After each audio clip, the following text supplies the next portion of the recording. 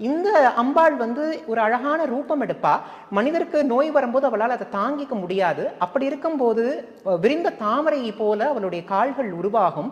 தேவலோகத்துடைய யானையா கருதப்படுற ஐராவதம் மேல அவ அமர்ந்து பக்தர்களுக்கு அருள்பாலிப்பா. அவளுடைய வயிறு நல்லா பெருசா இருக்கும்னு சொல்லி அதனால அவளுக்கு ஜடோதரி அப்படின்ற பெயர் வைக்கிறார்.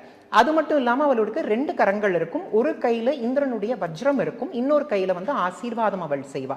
அடுத்து ஆபரணங்கள்ல பாத்தீங்கன்னா மற்ற தெய்வங்கள் எத்தனையோ ஆபரணங்கள், அவ ஒரு ஆபரண பிரியை தான். ஆனா இந்த தெய்வம் என்ன செய்வா அப்படின்னா அம்பாள்னாலே சந்திரன் தான். சோ சந்திரனையே அடக்கி தன்னுடைய கண்டத்துல சந்திரமாலையா போட்டிருப்பா. அம்பாள் ஆக்சுவலி இந்திராட்சி ஒரு உக்ர தெய்வம் தான். ஆனா நம்ம சாந்த ஸ்வரூபமா நம்மளை பாவிக்கிறோம். ஏன்னா நம்ம அவளுடைய நோயை நிவர்த்தி பண்றதற்காக அவ நமக்கு அருள்பாலிக்கும் பொழுது அவ சாந்த ஸ்வரூபி தான். இருந்தாலும் அவளுக்கு உண்டான மலர்கள் பாத்தீங்கன்னா சிவப்பு நிறத்தில் இருக்கக்கூடிய மலர்கள் அவளுக்கு உண்டான மலர்கள், அதை மாலையாவும் அவ போட்டுப்பா.